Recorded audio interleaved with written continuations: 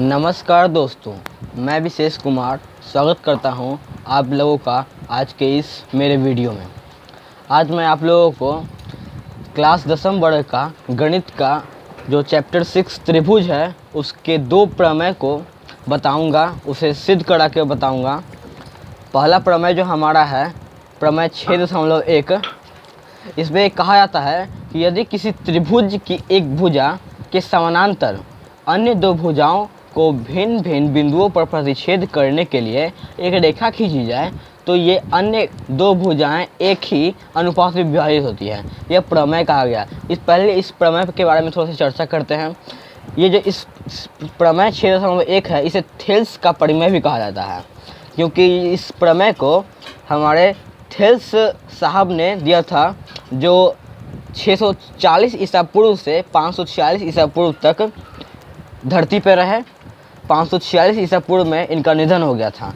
तो थेल्स साहब ने ही यह प्रमेय को निकाला था और गणित के किताब में इसे अच्छी तरह से निरूपित किया था और आज हम लोग इसे पढ़ते हैं। तो देखिए, प्रमेय कह रहा है कि यदि किसी त्रिभुज की एक भुजा के समानांतर, पहले एक तो त्रिभुज हम लोग बना लेते हैं। एक त्रिभुज है, यहाँ पे त्रिभुज है, उसके एक भुजा के समानांतर मान लीजिए कि ये एक तो भुजा है ए बी सी, एक तो त्रिभुज है, और इसके समानांतर अन्य दो भुजाओं को भिन्न बिंदुओं पर प्रतिच्छेद करने वाली एक रेखा खींच जाए। मतलब इसके समानांतर एक रेखा खींच दी जाए। हम डी मान लेते हैं, डी ई खींचे हैं, तो जो ये ए सी और ए बी को जो है ना, ये दोनों ये रेखा प्रतिच्छेद करे, दोनों रेखाओं को भिन्न भिन्न बिंदु पर,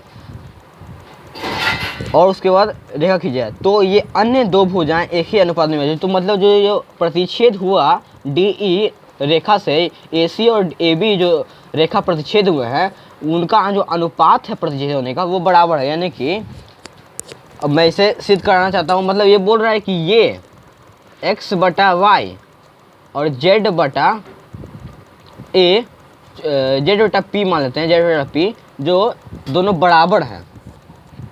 तो आइए इस प्रमेय को मैं सिद्ध करके बताता हूँ आप लोगों को। प्रमेय यहाँ पे आपको अच्छी तरह से दिख गया है। यदि किसी त्रिभुज की एक भुजा के समानांतर अन्य दो भुजाएं को भिन्न भिन्न बिंदुओं पर प्रतिच्छेद करने वाली एक रेखा खींच दी जाए तो अन्य दो भुजाएं एक ही अनुपात में विभाजित हो जाती है। ठीक है, आइए अब इस प्रमेय को हम लोग सिद्ध करते हैं। देखिए, सबसे पहले हमें दिया क्या गया है, दिया गया है कि ए बी सी जो है एक त्रिभुज है। ए बी सी एक त्रिभुज है जिसमें जो बी सी के समानांतर डी ई एक रेखा खींची गई है। तो इस रेखा को खींचने से हमें सिद्ध यह करना है, सिद्ध क्या करना है, सिद्ध ये करना है कि जो रेखा विभाजित हुई है भिन्न भिन्न बिंदुओं पर, उनका अनुपात बराबर हो। यानी कि ए डी बटा डी बी बराबर ए ई बटा ई सी। अब देखिए, इसमें कुछ रचना करना होगा। हम लोग यहाँ पर देख देते हैं रचना। मैं यहाँ पे एक्स वाई जेड को हटा देता हूँ, क्योंकि ए डी और ए डी बी ए ई और ए सी हम लोग माना, मैंने आपको समझाने के लिए बस इसको लिखा था। एक अच्छा सा चित्र हम लोग बना देते हैं यहाँ पे। पहले ये है त्रिभुज A B C, A B C, इसके समानांतर एक रेखा खींची गई है जिसे डी ई नाम दिया गया है। इतना तो वही हमसे बोल रहा है कि ए डी बटा डी बी बराबर ए ई बटा ई सी सिद्ध करना है। देखिए, रचना इसमें हम लोग को करना है कि बिंदु बी को ई से मिलाएंगे और बिंदु सी को डी से मिलाएंगे। यानी कि बिंदु बी को ई से तथा बिंदु सी को डी से मिलाया। एवं एक और रचना करना है इसमें, हम AE पर DM लंब डालेंगे, लंब यानी कि 90 डिग्री का यहाँ पे बनेगा, और AD पर AN लंब डालेंगे। ठीक है, इसमें हम लोग लिख देते हैं कि AC लंब DM, AC भुजा पे है, AC भुजा है, उस पर DM लंब गया है, उसके बाद तथा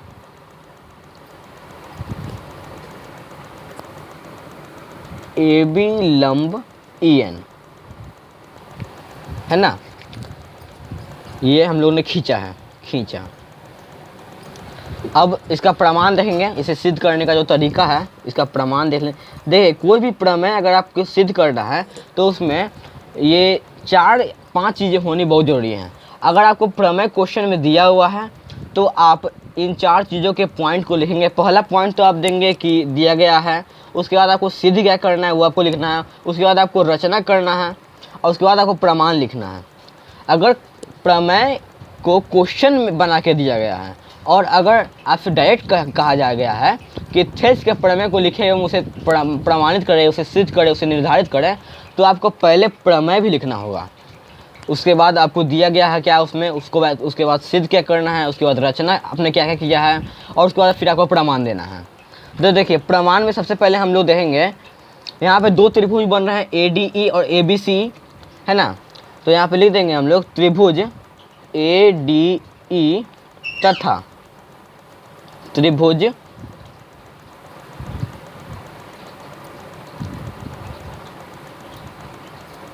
DEB।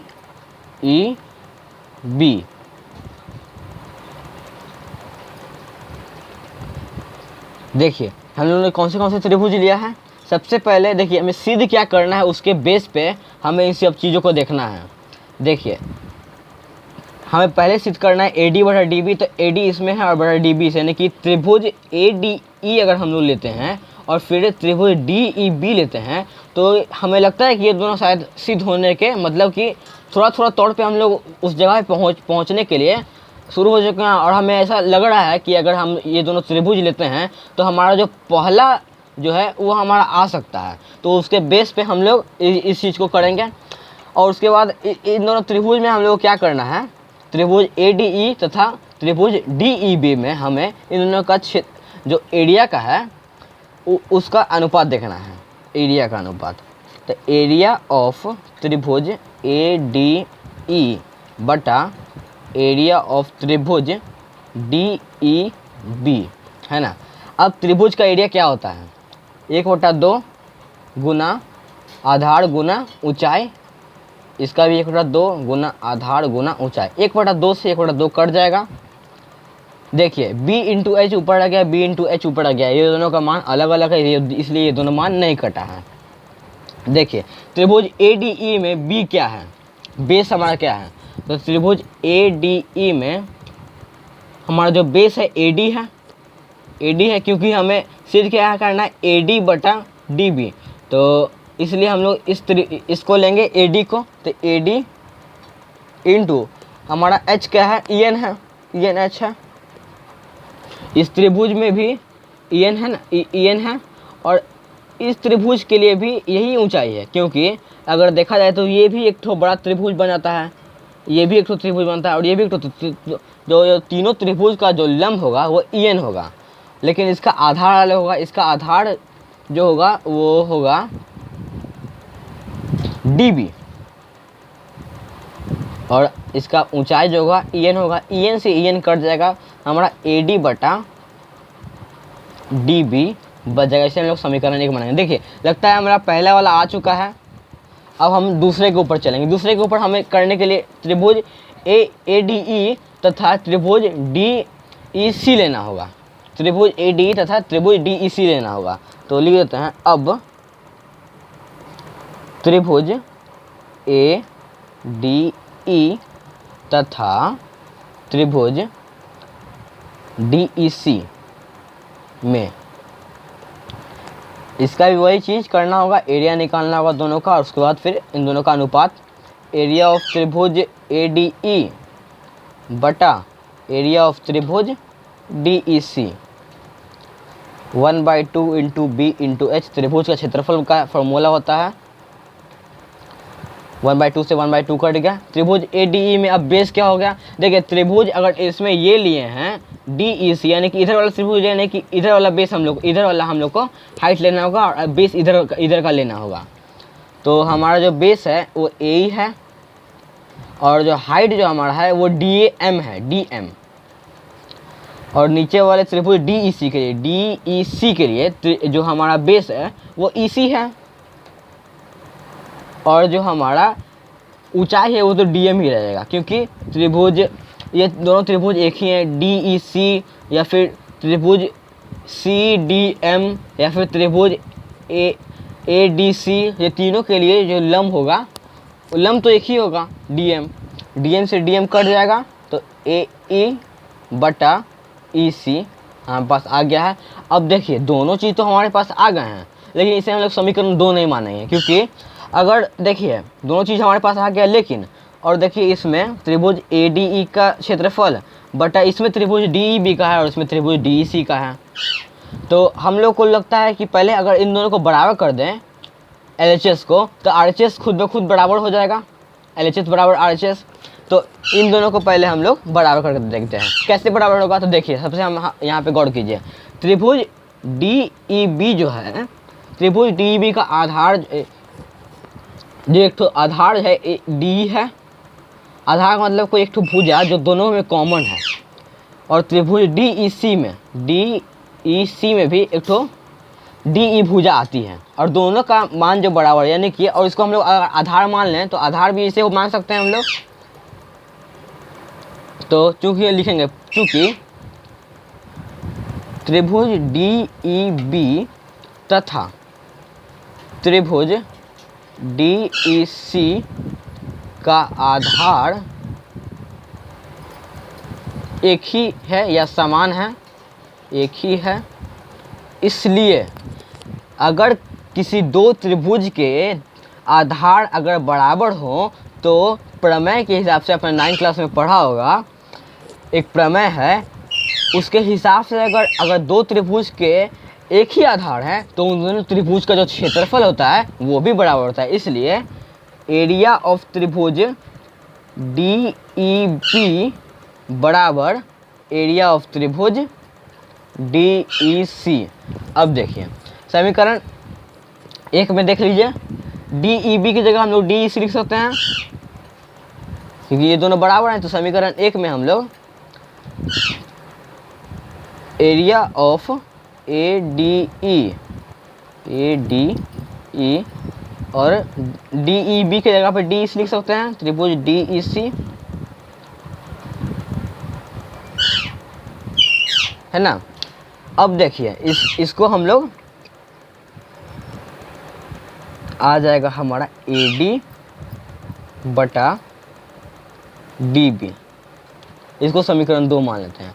अब देखिए समीकरण 1 तथा 2 से इसका जो DEB है, अब देखिए जिसको 2 इस समीकरण से और इस समीकरण से अगर हम लोग यहाँ पे इसमें अगर बदलाव करते हैं, यहाँ पे DEB लिख देते हैं, तो भी हमारा जो अगर इसमें हम लोग बदलते हैं तो हम लोग को AE यहाँ पे लिखना पड़ता, और अगर हम लोग इसमें बदलते तो हम लोग को AD बटा DB ही लिखना पड़ता, लेकिन हम लोगों ने बदला इसलिए। अब देखिए मैं इसी को बदल देता हूँ, यहाँ पे जो त्रिभुज है ADE और DEC, तो DEC को DEB में बदल देता हूँ, तो यहाँ AE बटा हमारा EC हो जाएगा, EC हो जाएगा। तो समीकरण 1 तथा 2 से इसे आपको आसानी रहेगी, नहीं तो फिर इसको आपको समीकरण 2 मानना पड़ता, और इसको 2 मानना था, इसको 3 मानना पड़ता। तो देखिए समीकरण 1 और 2 से जो हमारा है LHS दोनों बराबर है, तो हमारा जो LHS बराबर है इसका RHS भी बराबर होता है। अगर AD बटा DB बराबर AE बटा जो हमारा EC आ गया है, ये प्रूव्ड हो चुका है आपका। आप चाहे तो इसे नोट कर सकते हैं,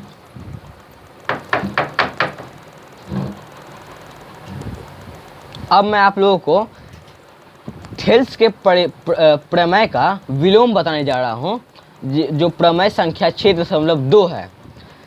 थेल्स के प्रमेय का विलोम, उसे हम लोग कैसे देखेंगे, कैसे सिद्ध करेंगे, आइए देख लेते हैं। पहले हम लोग प्रमेय उसका पढ़ते हैं। विलोम का मतलब आप समझ रहे, इसमें बोला गया था हम लोगों को कि अगर समानांतर रेखा है तो बताइए कि इन दोनों का अनुपात जो होगा, जो विभाजित हुए हैं भुजा उनका अनुपात बराबर है, यानी कि इसका विलोम बोलता है। अगर आप लोग लगाए ह्यूमन सेंस तो बोलेगा कि जो इसमें आपको दिया हुआ रहेगा कि जो भुजा विभाजित हुए हैं उनका अनुपात बराबर है, और आपको सिद्ध करना होगा कि BC समानांतर DE।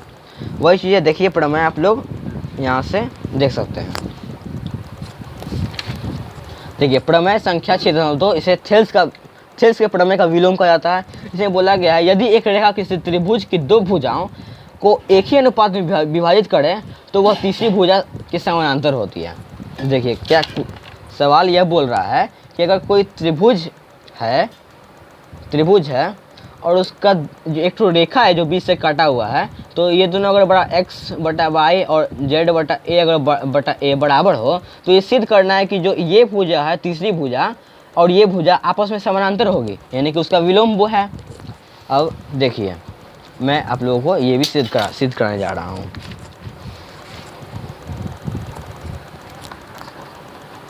देखिए सबसे पहले हम लोगों को करना है, हम लोग को सबसे पहले करना है कि हम लोग को एक तो चित्र बनाना है, उसके बाद हमें 5 पॉइंट को लिखना है। आप चाहे तो एक बार फिर से इसे देख सकते हैं। इस प्रमेय को सिद्ध करने का तरीका यही है कि उसमें अगर आपको ये प्रमेय दिया रहेगा, क्वेश्चन में यही दिया रहेगा इसे सिद्ध करके दिखाएं, तो आप 4 चीज़ लिखेंगे और आपको बोलेगा कि थेल्स के प्रमेय का विलोम को लिखें तथा उसे सिद्ध करें, तो आप उसमें 5 चीज़ों को 5 पॉइंट को लिखना पड़ेगा। आइए हम देखते हैं प्रमेय 6.2, प्रमेय संख्या 6.2, इसे थेल्स का विलोम कहा जाता है। देखिए इसमें कहा गया है कि यदि एक त्रिभुज है, इसे हम नाम लेते हैं A, B और C,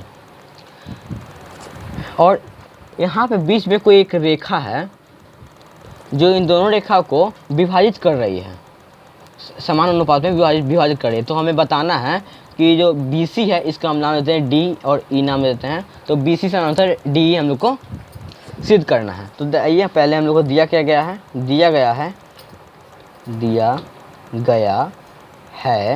कि क्या दिया गया, हम लोग को दिया गया है कि त्रिभुज ABC एक त्रिभुज है जहाँ या फिर जिसमें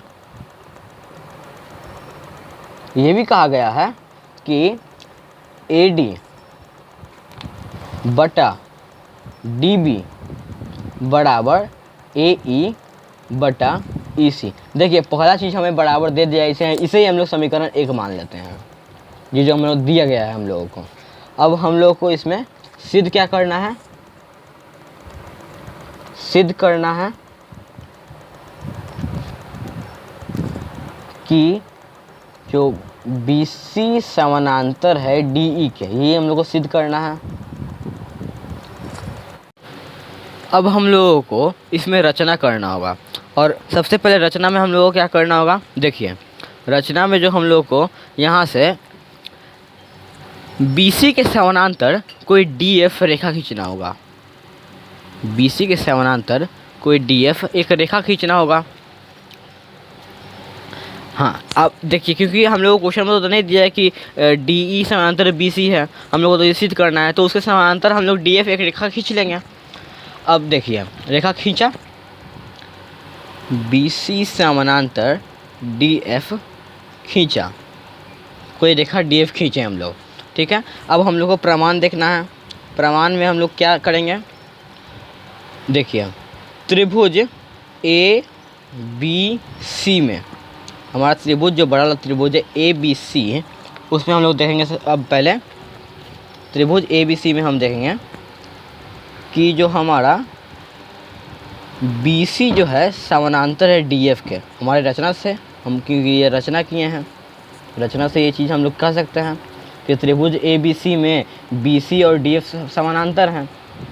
अब देखिए, अगर ये समानांतर हैं तो AD बटा DB बराबर AF बटा FC। देखिए, क्योंकि अगर समानांतर हैं तो प्रमेय 6.1 से ये दोनों बराबर होंगे। क्यों बराबर होंगे? कि प्रमेय 6.1 क्या बोलता है कि अगर तीसरी भुजा के अगर कोई भुजा के बराबर समानांतर कोई भुजा खींची गई हो तो दोनों भुजाओं को बराबर अनुपात में प्रतिच्छेद करता है, बराबर अनुपात में काटता है। तो देखिए, DF समानांतर अगर है BC के तो AD बटा DB और AF बटा FC ये दोनों बराबर होंगे प्रमेय 6.1 से। अब देखिए, इसको जो हम लोग समीकरण 2 मानते हैं तो समीकरण 1 तथा 2 से, समीकरण 1 तथा 2 से क्या हम लोग करेंगे? एक में AD और DB बराबर है और इसमें AE ये दोनों बराबर हैं और ये दोनों बराबर हैं, तो LHS हम लोग का बराबर है और RHS बराबर है। तो LHS अगर बराबर आती है तो RHS भी बराबर हो जाती है। तो AE बटा EC बराबर AF बटा FC हो गया हमारा। अब देखिए, अगर हम दोनों ओर 1 जोड़ दें, दोनों ओर 1 जोड़ने पर 1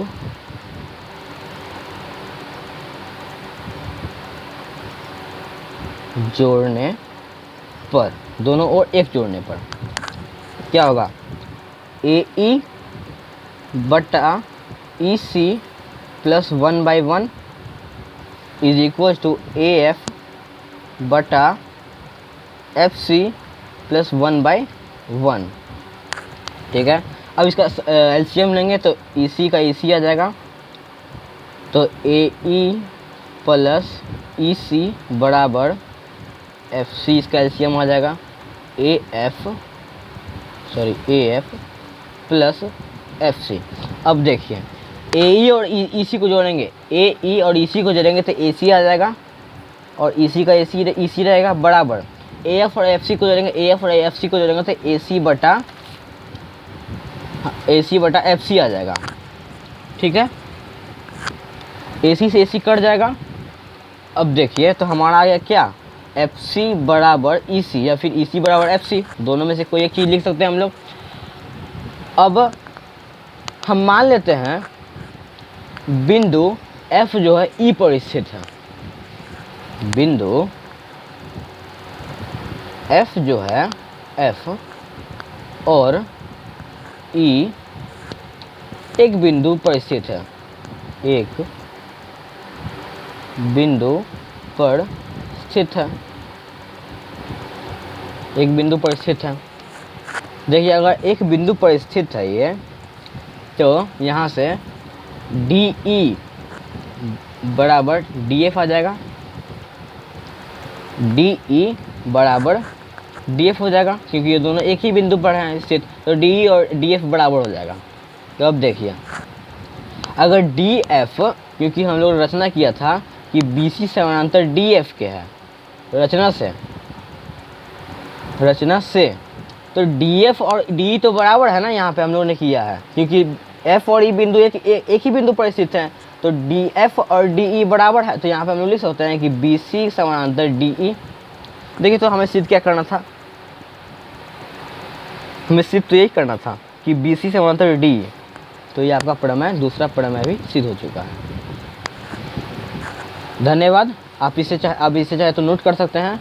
अगर आपको आज का ये वीडियो अच्छा लगा तो आप इस वीडियो को लाइक करें और मेरे चैनल को सब्सक्राइब करें और कमेंट करें मुझे कि आपको और किस टॉपिक पे वीडियो चाहिए। अगर आपको कोई सॉल्यूशन, किसी मैथ्स का किसी क्वेश्चन का सॉल्यूशन पूछना है तो आप मुझे कमेंट कर सकते हैं। तो आज के लिए बस इतना ही। धन्यवाद।